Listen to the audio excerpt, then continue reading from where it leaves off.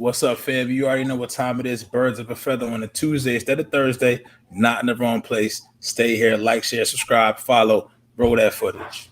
That's my baby. That's my baby. We're going at it at 110%. I just want 5 minutes of happiness, please. Just give me 5 minutes. And they scored. They did it. Left, beat left. What the hell was that? Oh yeah. What the fuck are you talking about?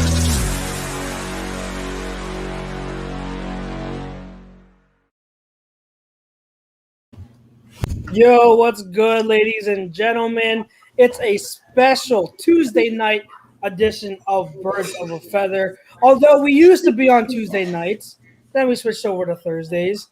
Now this week we are back on Tuesdays for the start of training camp. We are here. It's your boy Chucks, and I've got my boy Pete. What's going on, brother?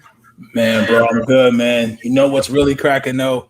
The Olympics, Euros, baseball, major championships, and concert are all in this summer. We're back. Post-pandemic, kind of, sort of. But you know what isn't? A wild and hairy bush.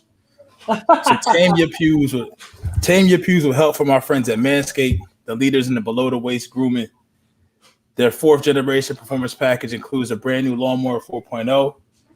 Also includes, if an athlete treats their body like royalty, why not treat your pubes like it as well? And definitely like Olympic gold, which U.S. right now isn't really getting that much right now. I mean, we're doing a lot of silver shit going on right now. I don't know what's going on. But fellas, do right by your balls. You know what I mean? Do right by your boys. And join the 2 million men worldwide who trust Manscaped by going to manscaped.com and with the promo code A2D for 20% off and also free shipping. Show your undercarriage some love. Treat them nice. Because if they get treated nice, then maybe, someone else that's not yourself may plan something to treat them nice as well. So take care of your business. Shout out to Manscaped. Once again, promo code A2D for 20% off and free shipping. Absolutely. You don't want to miss out on that. And plus, we are also brought to you by Ocean City Grilled Cheese and Quesadilla Company located on the corner of 8th and Ocean Ave. 16 different kinds of grilled cheese on toasty Texas sourdough bread. Use promo code A2D for 10% off. I love myself a grilled cheese with bacon. That's like one of my favorite things to do. Bro, underrated. With bacon. Oh my underrated. God. Oh, so good. Brings me back to my college days. But anyway, guys, we are here. We are live on Facebook, Twitter, YouTube, Instagram, the whole 9. You can catch us on Apple Podcasts as well. If you're listening to us on your morning commute, we appreciate you downloading. Make sure you subscribe and hit the like button, or hit the like, leave a comment. That helps us a ton. Today's poll question, guys, because we're doing an Eagles training camp preview. The Eagles are in training camp. They reported today, and the first day practices are tomorrow. So we're going to preview all the stuff, all Eagles training camp. And we're going to open this up. The poll question for today is, are the Eagles the best? Do they have the best secondary in the NFC East? Do you agree or disagree? We will also get into the signing of Steven Nelson, which occurred 2 days ago on Sunday. Yes. And that's what sparks this poll question, because with him on our secondary, do we have the best secondary in the NFC East? We'll also talk to you about Zach Ertz. He is still on the team. That is very surprising to a lot of us. So we're going to talk about, is that a good thing or a bad thing? And then we'll also get into other training camp stuff if we have the time. We'll break down some positional battles this upcoming training camp for you. I know that Jeff couldn't be here tonight. He is feeling too well, so send out your thoughts and prayers to our boy Jeff. Hopefully he will be back and better next week. And, of course, Chrome is still out, but he will be back at some point. Prayers up to him as well, him and his family. But, guys, viewers, let us know what you think. Do you agree or disagree to the poll? Pete, what say you? Do we have the best secondary? It's hard to even, ask that question, or it's hard to even believe that we're asking that question. But do we have the best secondary in the division? As a whole, I have to disagree. I think the Giants is slightly better based off the safety position. And when I talk about safety, I think we have the best corners. I like our corners better. If anything, I would say it's neck and neck right with the Giants. Because, you got Bradbury, who I think overall is the best corner in the division right now. So that go, and then when you add a Dory Jackson, I think Steven Nelson's a little bit better than Dory Jackson, but I just think that the Giants overall, with their depth, if we're just looking at starters, I think it's 1A and 1B. You know what I mean? I think at that point you're splitting hairs, but if you're looking at depth, I would have to say the Cowboys are probably the worst. I think I like our secondary a little bit better than the Washington, just a little bit, and then I would say it's us and the G-men. I'm telling you. The G-men scare me, man. I like Patrick Graham as a D coordinator, and I just don't know what our DC is going to give us. You know what I mean? This is his first time, so really at the helm of everything. I know he's a DB guy. That's what he was in Indy, but still controlling every level of the defense. But I will tell you this: the Steven Nelson signing did a lot to bolster that, because now you move Maddox to where he should be at. You know what I mean? Back on the inside. So I like that a lot. I don't know what McLeod's going to give us. I like Anthony Harris as well. But, when you look at the Giants on paper and what they've done on the field, that group is staying together. It's almost the same as that group as they were last year. You know what I mean? So you had that same group coming back. That's that cohesiveness, that chemistry that you had. Then, yeah, and it also depends on the system. But just as far as from a talent level, it's 1A and 1B between them and the Giants. So I kind of add disagree, agree, if you want to put disagree and agree in the same word, which is not disagree. So it's tough. It's like splitting hairs. If I'm a homer, this is a homer show. We don't have, we're in this market, but a lot of our fam out there, we get some fam that trickle in from other areas, and we appreciate it. So, but for the homers out here, I would say yes. Then I agree to the poll, but it's not as deep depth-wise at the safety position than I would like. And that's the biggest thing. I'm only saying this, it's not the corners between the Giants and the Eagles, because I think that's a wash, because I think Slay is slightly behind Bradbury, but I like Nelson better than I like Adoree Jackson right there from the rip. But when you got Logan Ryan, and I think you got Jabril Peppers as your safety. Yeah. And then plus Xavier McKinney. And McKinney, that's tough, man. That's tough to just go out and say agree. Yeah, I'm gonna have to disagree too. I was looking at it, and I know we posted it, we brought it up in our A2D chat, and some of us over at A2D agreed that the Eagles have best secondary, and I had to think about it, and it is between the Eagles and Giants. And yeah, you brought up a lot of good points, and I agree with pretty much all of them, and except for the fact I think that I would put Slay slightly ahead of Bradbury because overall, but maybe you have a point if you're just looking on last year, then sure. But I feel like Slay is better than what he was last year, and for a lot of you think we see a better Slay this year because of the system? Because that's the other thing. When Bradbury's in a similar system than what he was in Carolina. Yeah, and he's under the guy that drafted him. So as soon as Dave Gettleman knew he had a chance to go get Bradbury, he went and got Bradbury. Yeah. So that's where I think Bradbury, as far as just system, talent level, age, factors into being slightly better than Slay. But that could very easily change. And obviously not with the age, but with Slay in this position now, with this DC, who knows they're going to use him. Maybe they'll use him better. You know what I mean? Yeah, absolutely. And so I do think the Eagles have a better corner group. But that safety group is that's where they get us. And so overall, it's close. So even though we have better corners, they have better safety. Right. It's very, very close. But I would have to go Giants slightly ahead. But I don't think it's a homer pick to say that it's the Eagles. I think it's you have a good argument to go for the Eagles. I need to see that safety group. I need someone to step up. Right. So I'm looking at Kayvon Wallace. I have decently high expectations for him overall as a prospect. Mm-hmm. I like him a lot in that draft. I think he has good upside. I don't think he'll ever be a superstar, but I think he can be a good player. And so I want him to step up really bad. and then plus we've got we've got the slot position. Maddox is moving into there, and I know that everyone's all like, "Oh, that's exactly where he needs to be," blah blah blah. But like, and it's weird coming from me because for years I've been a Maddox truther, a Maddox stan, but over the past year or two, even when he does get reps in the slot, he has been struggling.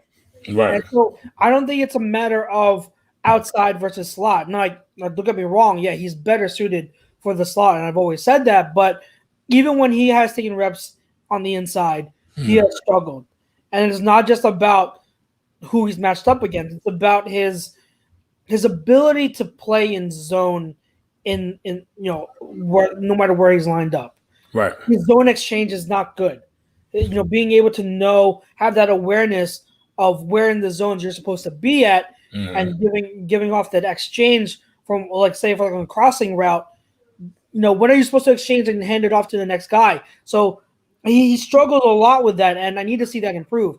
So if he had solidified himself, if he had shown that he's a bona fide like slot guy, like really good, then maybe I would have swayed. But I can't now, and I want to see Kayvon Wallace develop and be a good safety for us this year.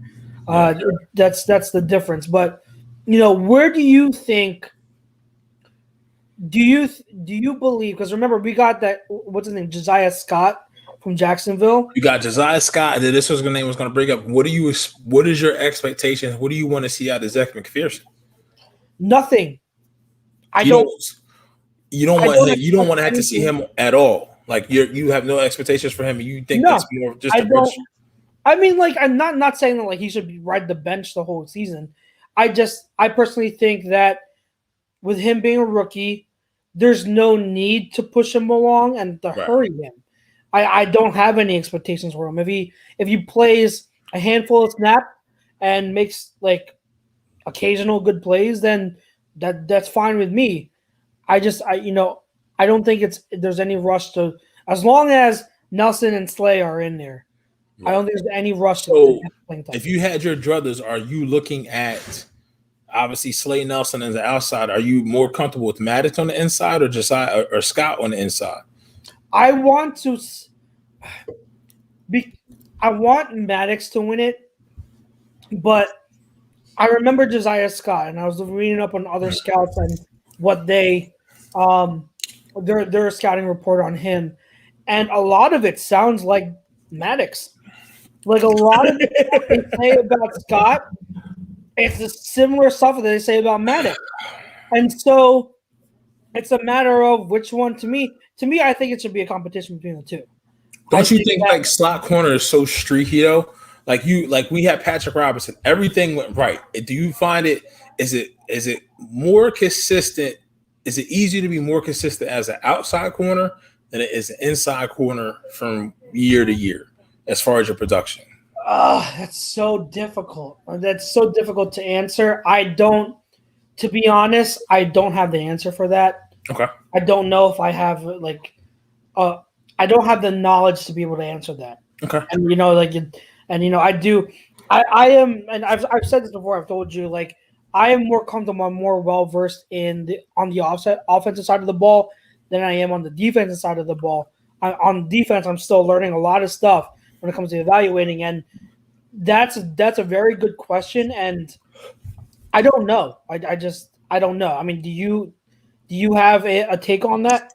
I do. It's like more catered like ins and outs of offense, but just looking at from how offenses attack the outside versus what they try to do inside the hash, I would think for me on the surface, I would have to say slot corner or inside corner is tougher because there's more traffic. There's more schemes to try to get things open to where on the outside you're going against your guy. It's one-on-one for the most part. Yeah, you may get a rub here and there if you're doing like a bubble screen or a wide receiver screen, things of that nature. But on the inside, you can have a guy in motion that hugs up at the end of the line and then is run across the field. Then you got to navigate through.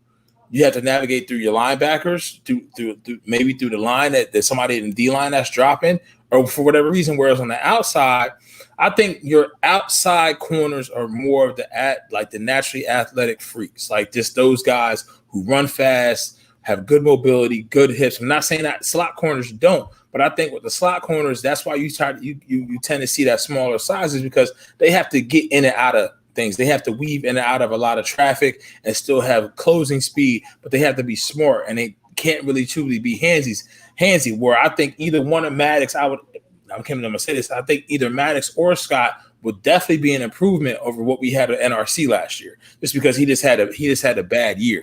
You know what I mean? I just think he was just done at that point. So I think from there, the production we're going to get out of the slot corner, I hope is better. I'm 95% sure that it's going to be better, but the thing is, you're not paying premium top dollar for a slot corner because they're not the most gifted athletically. They're not jumping out the gym. They're not running 4.3s.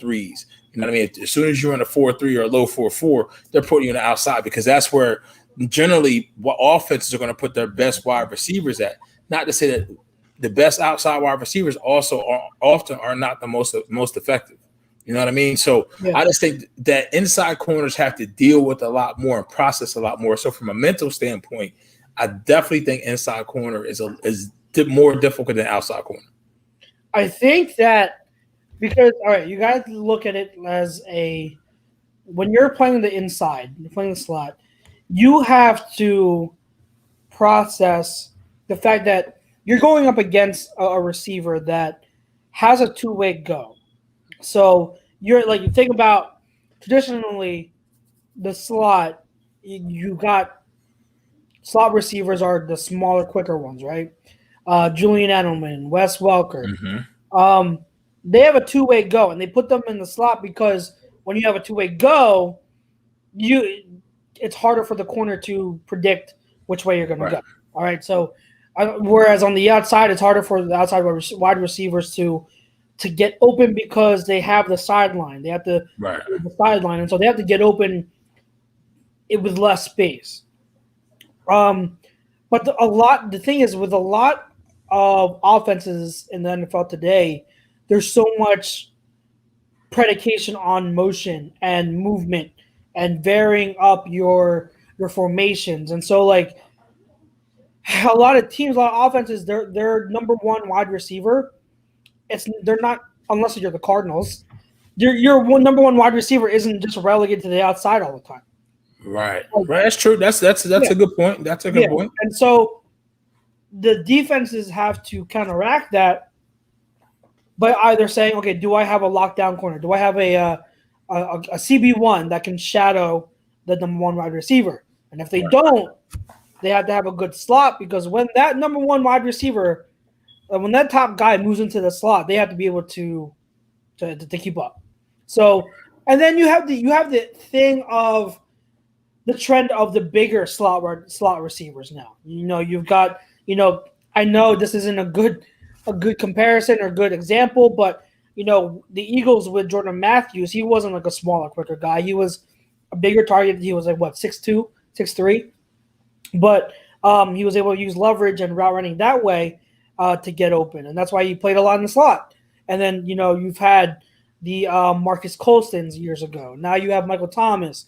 You've got Keenan Allen. You've got the slot isn't just the traditional quick guys, smaller quick guys. Right. It's a lot of the bigger guys. So the slot corner, to counteract that, now has to have a lot of different molds and prototypes. And that's why, like, for me, I don't have an answer for that, because you're not just talking about one mold. You're talking about different types. And I don't know which one, one team is going to lean toward or the other one isn't. So it's a tough question to ask. But to circle it back around, what we were talking about, like, I do feel much better having a Maddox or Scott in the slot than having to deal with them on the outside. And that's the big advantage. And that's why the Steven Nelson signing is huge, because with him, everything else falls into place. It's a lot like the Devontae Smith thing, like we were questioning, okay, like we have so many questions of wide receiver, but in reality, we just needed a top wide receiver. So with Devontae Smith coming in and being the top guy, now you've got Reagor. He can be your second guy, and if he pans out to be what we expected him to be, he's going to be a really great second guy. Now you've got either Ward or Fulgham or Quez Watkins in the slot. You can put him in the slot, and they can do things there and cause some damage there. So it's a matter of with Steven Nelson on the defensive side, him being plugged in and having someone that is reliable on the outside that can play on the outside opposite Slay, but then also be moved inside if need be and for certain snaps. That versatility and that ability to do that is a huge addition for our secondary because it has those ripple effects, and that's why it's a big deal. He may not be like a star corner, he may not be a superstar, and I don't want other fans to think that the Eagles fans are saying that Nelson is like Jalen Ramsey when obviously he's not. But it's more so like having a reliable CB2 now on the outside makes a difference. What it is with Steven Nelson, and just to compare, and I've heard Steelers fans say, well, we let him go, whatever. For us, what we had, signing a Steven Nelson on Sunday, I think we all collectively did. Like it was a sigh of relief. Like it was okay. It's not the best signing in the world, but at least it gives you a puncher's chance of what you had. I mean, if you really look at these two corners between Slay and Nelson now, when's the last Eagles team before a game is played, before a down is snapped on a defense that you felt this comfortable going into it on paper? It's been a while. Even I wasn't this comfortable in 2017 with the Super Bowl. You know what I mean? As far as looking at this secondary on paper, I have not felt this good, which could be a bad thing.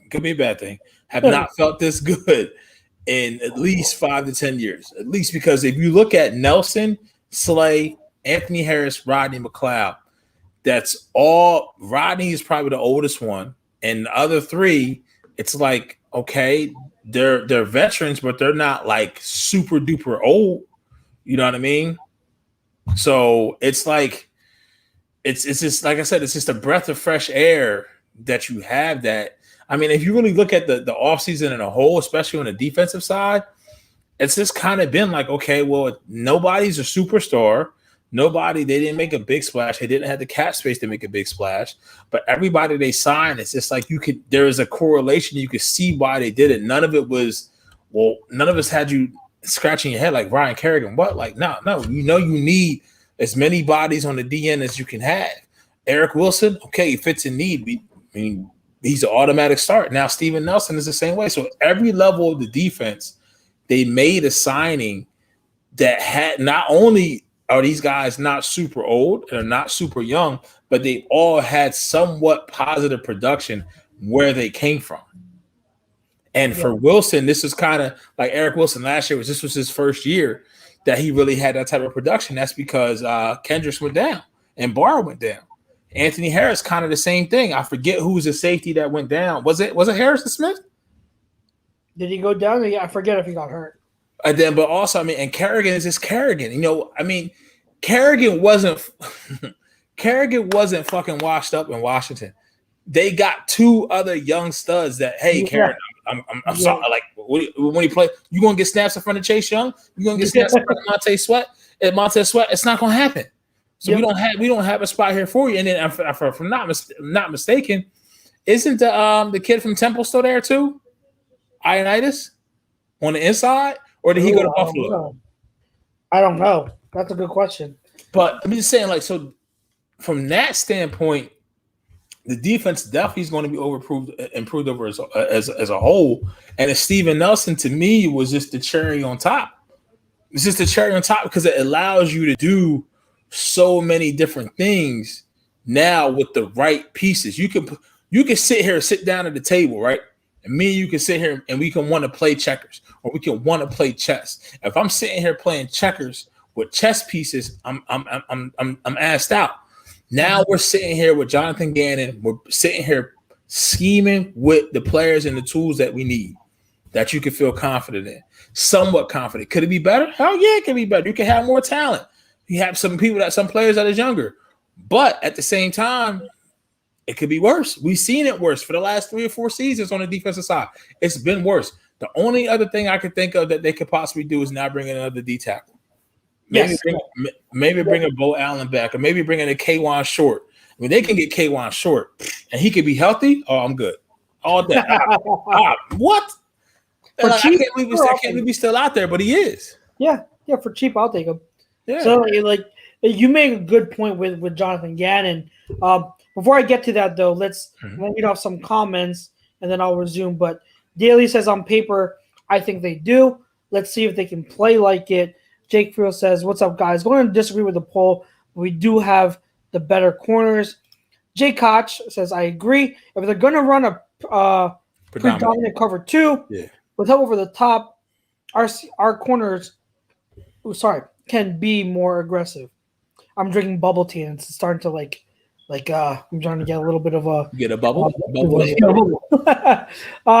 Jesse Davis says, try not to be a homer, but I think the Eagles are a playoff team outside of QB. It's just up to Hurts to take us to the playoffs.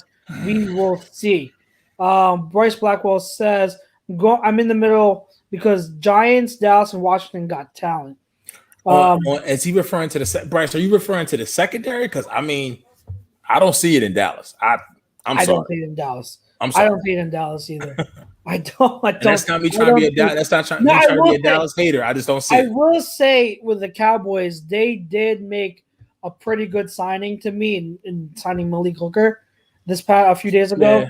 That's a good low risk, high reward, because if he's healthy, he could win the starting job there with the safeties they have. Their secondary is still hurting. Not hurting, but their secondary still has a lot to prove. I'm not a believer in the corners they have or the safeties they have. But Tom says this team is going to be good. Bryce says, outside of Slay and Nelson, I'm not sure about the rest. Safeties is He's talking about our safeties. Mm-hmm. Jesse Davis says even last year the offense scored 30 points on every playoff team we faced. Defense has to improve. I agree. Trying to scroll through some of these other ones.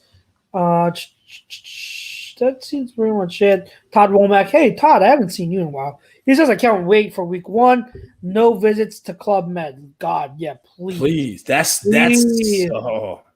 Please. Just keep it clean. Can we get through 24 hours without any? Just get me through tomorrow. I know. Yeah. Get me through tomorrow. I know. Matt Berg says Quez Watkins would be nice in the slot, fast and tall. Yes. I really am hoping and rooting for Quez to take the next step. I like his physical ability. Kevo says, bro, just repeated my same exact words about the Nelson signing when it comes to everything falling into place. And he follows up by saying this defensive scheme is a perfect scheme for Wallace, too. He's going to make plays. You heard it here first. And that's what I want to allude to Gannon, because you talked about Gannon. And I really, I don't know if I mentioned it here on this show, but I really love what he said in his press conference months ago. Okay. He had said something that his scheme is no scheme. He tailors the scheme depending on the talent he has and the opponent he's facing.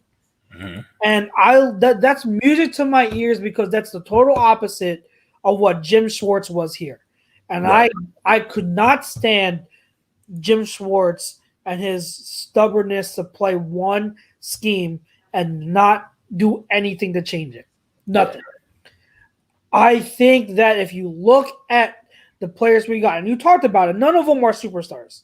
Right. We don't have a lot of superstar defensive talent on the roster. They're all a bunch of solid guys. Few of them are good. A lot of them are just solid guys. And so our defense might not be anything special.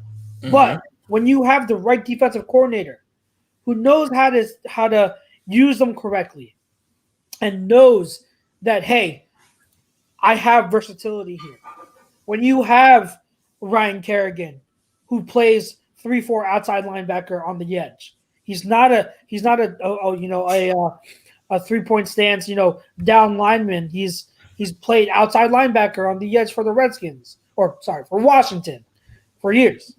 You have Kayvon Wallace, who is versatile coming out, right? He plays in the box, he plays in the slot. You have Steven Nelson, who can move outside and inside. You have all these players that are versatile. Yep.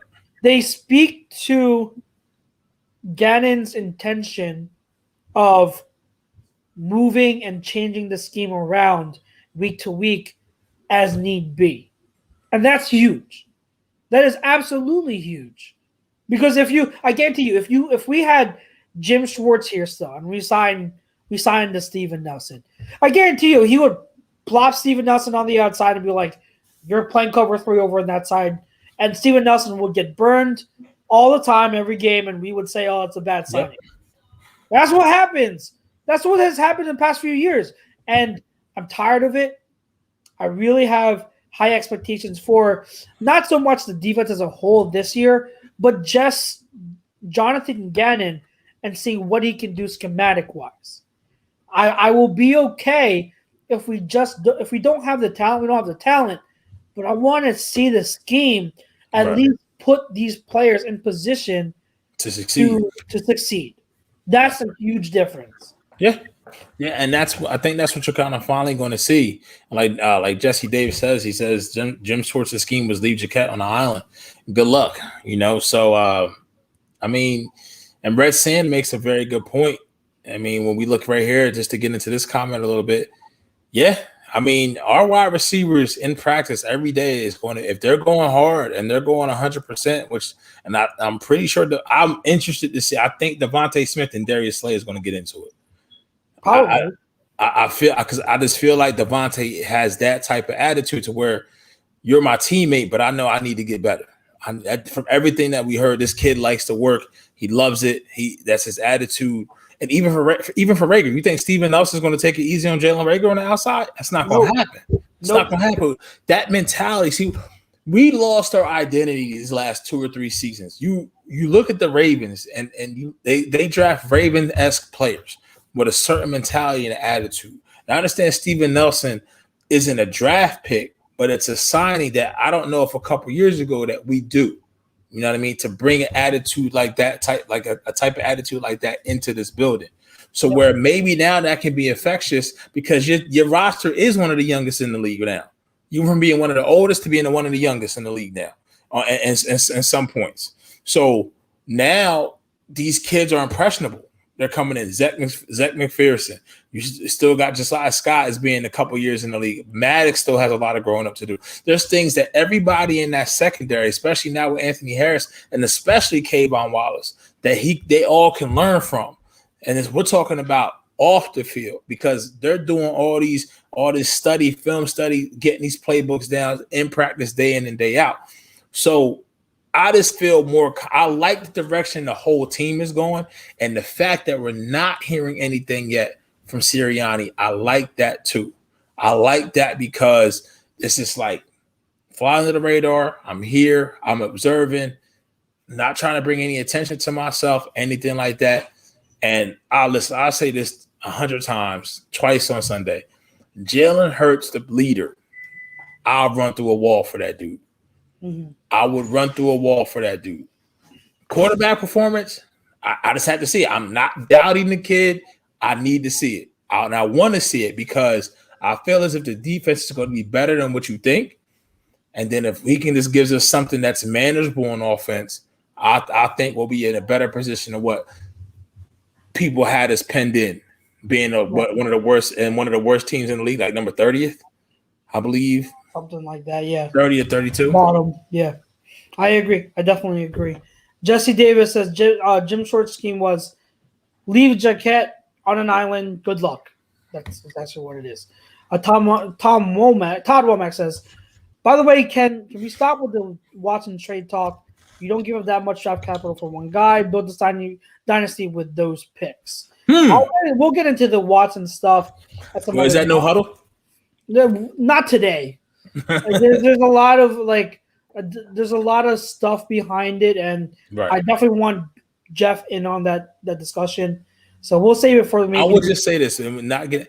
If anyone thinks that they're actually going to get 5 picks for him, no. no. Kevo says, am I the only one that saw Wallace basically lock down Justin Jefferson in that national championship game? He covered him damn near the entire game, man up, and barely gave him anything. I don't remember. Right. Right. I don't remember. I'm not going to speak to it, but hey, that's a good sign if he did. If you're right, that's a really good sign, and I'll take that. Todd says our defense is going to remind us of that Jim Johnson defense. I hope so because I know Which is good. It was good. It was good to great. Now, only thing with Jim Johnson's defense, and I hate to say this, is when I needed it to make a play, when I needed it to stop someone, better offense always got the best of defense for Jim Johnson. So that's, and I'll say it at that. So I want, if that's the floor for this defense, I'm cool. Yeah. But yeah. Hopefully we can hit an extra gear. I like it from the consistent. His defenses were very consistent, though. That's the one thing for Jim Johnson. I would say no matter who was in there, if players went down, the defense was still consistent. Yeah. And kept us in the game. Yep. Yeah. All right. So we're going to segue. We're going to depart from that talk. But guys, if you have anything you want to still contribute, talking about the Eagles secondary and then Steven Nelson signing, definitely chime in. Let us know. I want to touch on one of our other guys that's still on the team. Mr. Zach Ertz. Zachary Ertz, whom I still love. I'm not. Let me say that clear. I love him. I think my view may get skewed sometimes. That I don't like Zach Ertz. No, I like Zach Ertz. I mean, he caught the game-winning touchdown pass in the Super Bowl. You know what I mean? Yeah, and so I can't. He's been a great player and leader for us for so long. Definitely one of the better picks in the past. How many years? He was picked 2013. The best draft we had overall. Oh yeah, because that was when we had Lane Johnson and then him, right, in the second round. Was that Lane and him? And I will always say who made those picks. That's all I'm saying. But yeah, like he is still on the team, right? And I get it. I understand why. Mm-hmm. The team doesn't want to just give up like give him up for a 7th round pick, and sure, I guess.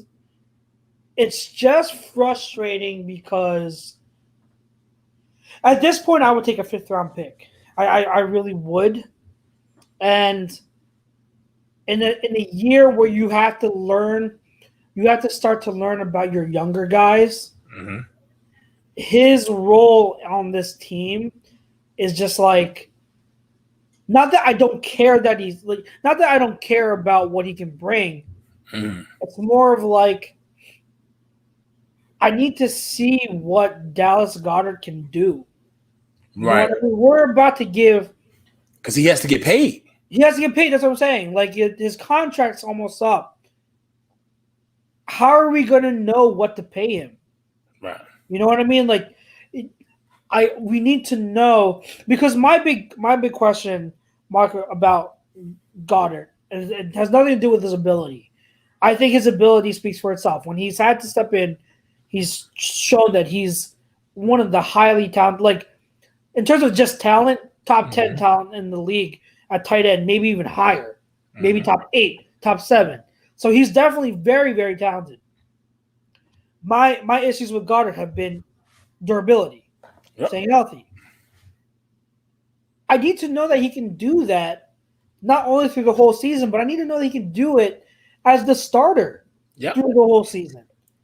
I need to know. Like I gotta know that, and it goes beyond. And I know, like the fan in me, as a fantasy football player, like I want him to be the guy because I'm about to keep him as a keeper in my one league, and I want him to flourish. But like it goes beyond that. It's just it feels like an awkward situation where the team is ready to move.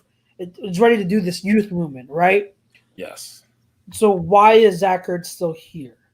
Because now this is where I would agree with Bryce. He says, I blame Howie on this. That's the reason why. And that's why he's still here. He's still here because theoretically, and I won't, I'm not going to sit here and toot this or toot that. You already know how I feel about Zach Ertz and when we should have moved on from him. He should have never played it down last year for the Eagles. After that whole tat that they had before week 1, that's when he should have been moved because his value was still somewhat high. And now the money doesn't match the production. It doesn't match the production. So I find it hard pressed. I don't think at this point you're going to get picks for him. Mm-hmm. I think at this point you need to start exploring maybe trying to trade player for player, maybe with the pick. We've heard the rumors about Chandler Jones wanting out of Arizona. Do you do something like that? Do you trade him to try to bring Jordan Hicks back from Arizona, who's on a very friendly contract? I mean, at this point, you just signed Steven Nelson to a 1-year deal. It would be the Eagles' luck that Xavier Howard now says, I request a trade.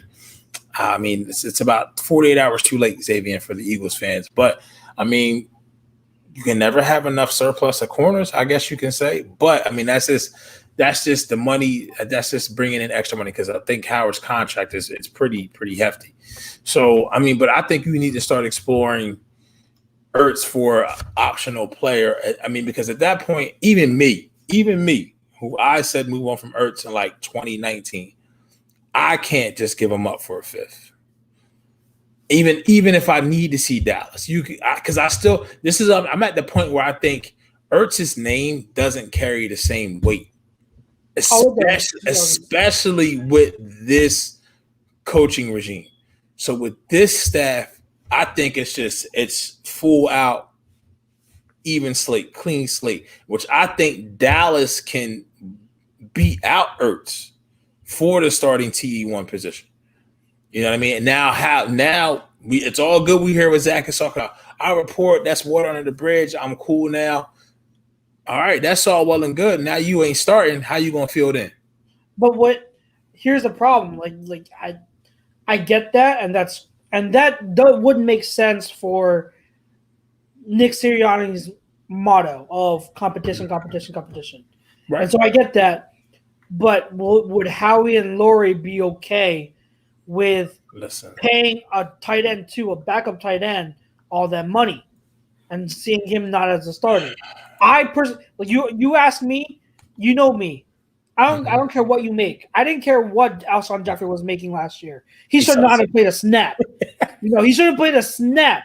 But because he made that much money, he played over Travis Fulgham and over some of the young guys. And so that's my point. We've seen it last year already. How are we so sure that's not going to happen this year? Because God knows I would rather have Goddard be the starter and Ertz be the backup, be the second tight end in some of these packages. But can we really expect that knowing the track record of Howie and Laurie?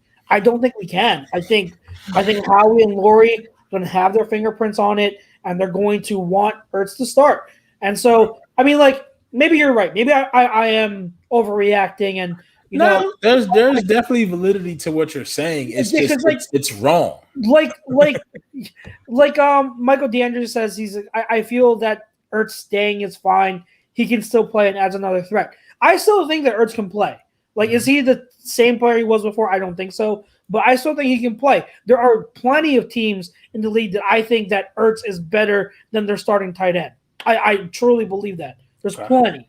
So I don't want to make it seem that I think Ertz is over the hill. My point was just that, this Eagles team is in such a weird position of rebuilding, not rebuilding. But, they're getting younger, but they still have some veteran pieces. Right. You know what I mean? Does it almost seem like to you that while they have a better identity that they had than last year, they still truly don't know what direction, more than 80% what they want to go in? That's what kind of feels like. You know what I mean? Right. And I don't I've had such a long-term view or track for this team since week 4 of last year. Okay. Like I've always been like, okay, like this team is not going anywhere. We need to play the young guys. So like I've been preaching now for almost a year, young guys. And so Ertz is like one of those people that are caught in like you're a veteran, you're still solid, but like we don't need you. So that's the thing, and I hate saying that because I love Ertz. Right. I don't. It just doesn't. It doesn't feel like the situation is.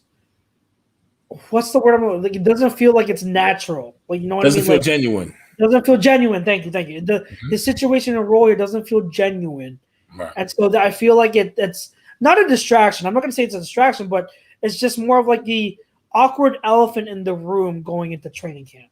Right. I got that. And now to segue real quick before we get into that. I mean, listen, fam out there, we just introduced $9.99 memberships. Get you special perks and all picks for members only shows. Make yourself some money. Shout out to All Campus in Ocean City is giving 20% off everything in the store, including hats, t-shirts, and team cornhole sets to all subscribers. When you hear the word cornhole and somebody says, hey, yo, dude, you want to play some cornhole? Like the first time you hear that word, you don't know what the hell you're about to get into until you actually see it. And then real quick before we move forward, if you're looking to buy or sell a home, looking for a change of career or brokerage, contact Alan Foy of eXp Realty LLC, 302-682-8820, or visit him at alanfoy@exprealty.com. So to segue into that, where we talked about training camp and how Ertz is going to feel and make what kind of vibe he's going to put out there, what kind of vibe he's going to have for training camp and this moving forward. What other battles are you going to try to are intriguing to you, or maybe just say roster spots in general, just on the surface of it? Because as we move forward, obviously we're going to hear stories that come out, but just the battles that you're seeing on the surface. Obviously, we know about the left tackle position, but anything else that you can see? Because I still don't think Landon Dickerson signed yet, so I really can't say he'll be there. He did sign. He did sign. Okay. Yeah. So. Hey, offensive line as a whole from that point, because you already know how I feel about this dude, big ass country boy wearing overalls with nothing on underneath. You know what I mean? That's some real denim right there. That ain't no skinny flex shit that's going on with no spandex in it. It's a good point with the offensive line. I'm looking at, and I want to use Jesse Davis's question here as kind of like a segue into it. He asked, would you move on from Miles Sanders after this season? I feel like you kind of find backs now in the third round who did the same productivity for way cheaper. First of all, he's still under contract for 2 more years. Good. That's great. So 2019, 2020, he has a 4-year contract as his rookie contract, and so this is his 3rd year out of the 4. So after this year, we still have him for another year. It all depends. If he has another year like he did last year, then and that's like say like his performance in 2020 is how he's going to perform this upcoming year and 2022, then I don't sign him again. Mm-hmm. That's not good enough. I've always said, him running between the tackles isn't the issue. He was better at running between the tackles, and a lot of people that's a misconception. It's a lazy misconception. He was good. It's just that the offensive line was so banged up and so bad that he got so many 1-yard gain, 2-yard gains. So you think that he wasn't running well when he really was. The issue with are his hands twofold. One, with receiving the ball, catching too many drops, not on the same page with the quarterback, and 2, fumbling has to always be cleaned up. So he has to clean those up. He has to continue to develop. If he's the same as he has showed in 2020, you do let him go. But if he continues to develop and the offensive line is more stable, he has a better coaching staff, coaching scheme around him, and if he is who I believe he will be, which is a near top, probably around top 5 to 10 running back in the league, around that range between 5 and 10, I think that you sign him again. Because so many people are on this thing of running backs don't matter. Never, ever pay them a second contract. Someone I follow on Twitter brought up a good point. When do you see teams not sign a good running back that they have on their team? Because why would you let a good player go? Why would you let no matter what position they play, why would you let them go from your team if they're a good piece to your team? So I don't think that Miles Sanders would command a $15 million contract. $15 million contract. I don't think it's going to be that much. But would I pay him $8 to $10 mil? Yeah, I would. If he becomes what I think he will become, I'd pay him $8 to $10 mil. I think that'll be around a reasonable rate. But I think going into this year, we had to focus on Miles, but then the competition behind him. It's going to be very interesting to see the battles between all those other running backs. You've got Gainwell, the rookie. You've got Boston Scott, the veteran. They play similar roles. So who's going to be the odd man out? It's looking like I think Scott's going to get traded. He could be. Yeah. You've also got the battle between Jordan Howard and Kerryon Johnson. To me, the finger favors. It favors Kerryon. I think Kerryon is a better. If Doug was still here, I think it would favor Howard because they fell in love with players that they were familiar with. Yeah, but Howard isn't the same runner. He's the same like he once was. Kerryon isn't either, but I think Kerryon still post injury is still a good running back as opposed to Howard, where I don't think he's a good running back anymore. I think he's okay. So that's the competition I'm looking at. Just first and foremost, because you know me with running backs. But I am eager to see how that unfolds and how many they keep. Are they going to keep 3 or 4? Because that could be the ultimate difference maker. If they keep 4, I think Boston Scott could stay. If they keep 3, I think Scott's out. I think Howard's out. For me, I want to see the third linebacker spot. I want to see how this staff can develop a horse, a wild thoroughbred, what we've been told, in Davion Taylor to see if he can beat out TJ Edwards. Because I think Wilson and Singleton are locked as your 2. If you can get that third, if Davion can be your third, listen, that means you could do so much more on that second level. That's probably one of my most intriguing. And we got a couple out here in the number 4 wide receiver battle, because I think the top 3 is pretty much top 2 is set for sure with Smith and Rager. 3, that's interesting. Because you got Fulgham, Ward, Watkins. I would take probably Watkins over Hightower. So if Watkins develops, I think that Watkins' upside is definitely higher than Hightower. But I think also Hightower is, as he was last year, I think Hightower is behind Hightower in terms of being a pro-ready player.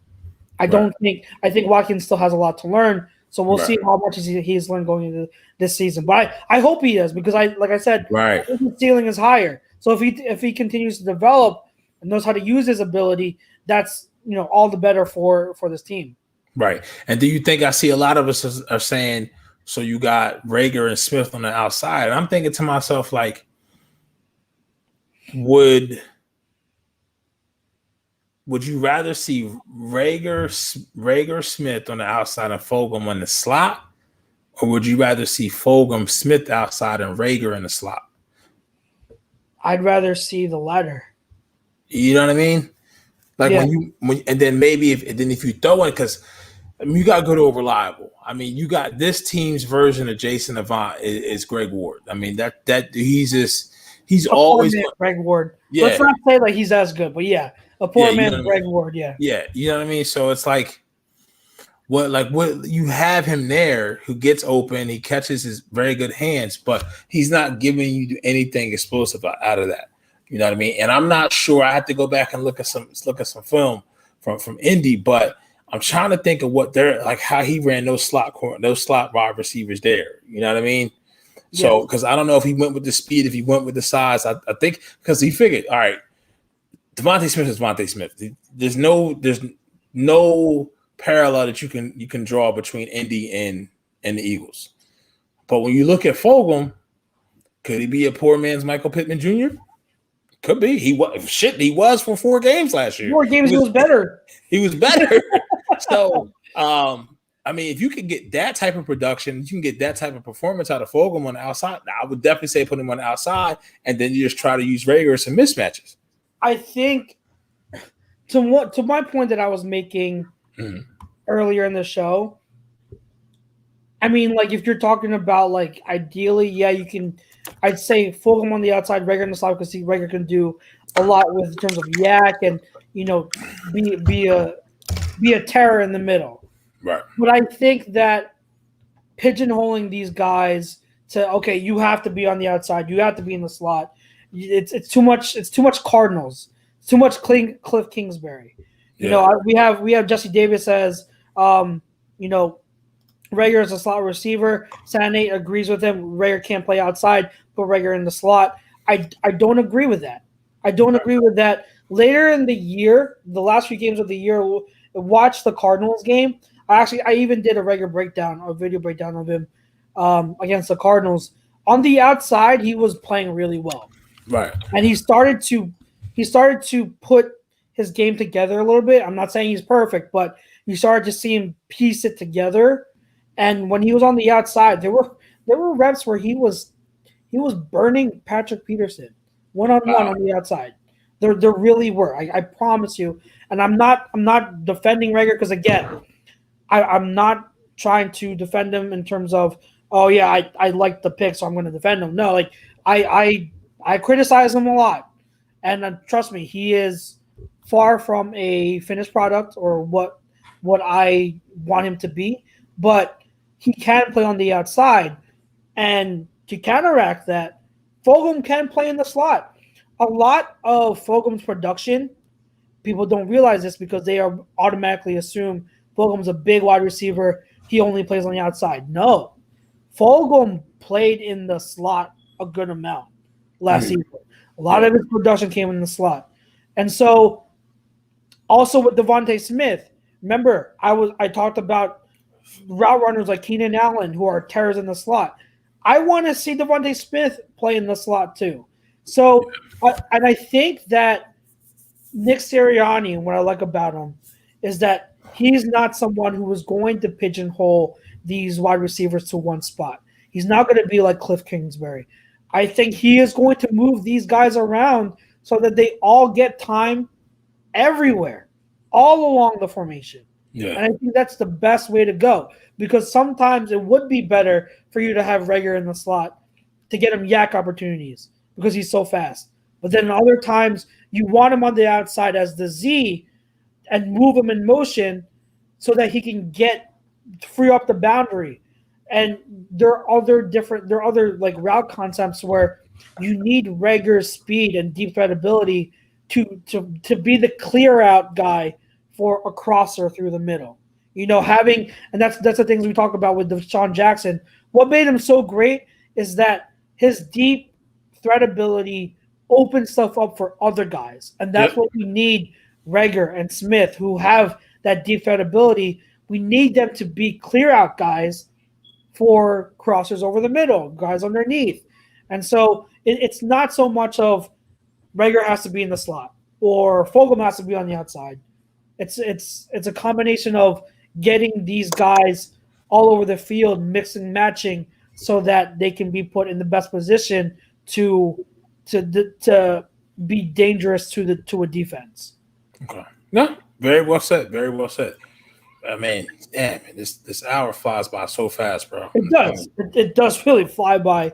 It goes by so quick. Do you have any parting thoughts before we head and call it? No, I mean, as far as this hour flew by, just enjoy it.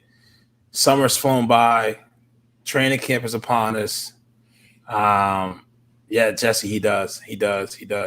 Hopefully, the players that we want to win the position battles win the position battles. But outside of that, even if the players that we don't, maybe the players that we don't have as much faith in going into these battles, truly take a step up and they reach their peak. I mean, I would not if Andre Dillard can be the Andre Dillard that they drafted at 14th overall. If he turns into the player that they need to be, that just means we got another dog at Jordan Mailata right there on the back end and add some depth. So before we get up out of here, I already stated at the top of the show, but after trimming your pubes, you know what I mean? Showed us some love and showed us the sportsmanship with the Manscaped liquid formulation, the Crop Preserver ball deodorant, and the Crop Reviver ball toner, which are the key to feeling victorious this year. Now, I will say this before we got it. I don't know what the fuck a ball toner is. I mean, it's like how do you need to tone that shit up? I'm pretty sure there's other areas on your body that you need to tone first before taking care of those. But by all means, take care of them. Once again, go to manscaped.com, use the promo code A2D for 20% off and free shipping. Fam, we love it. We wish we had more time. We will holler at y'all next Thursday, I believe. Yes, we will back. I'm not mistaken. I Our know regularly scheduled day. Yes. Yes.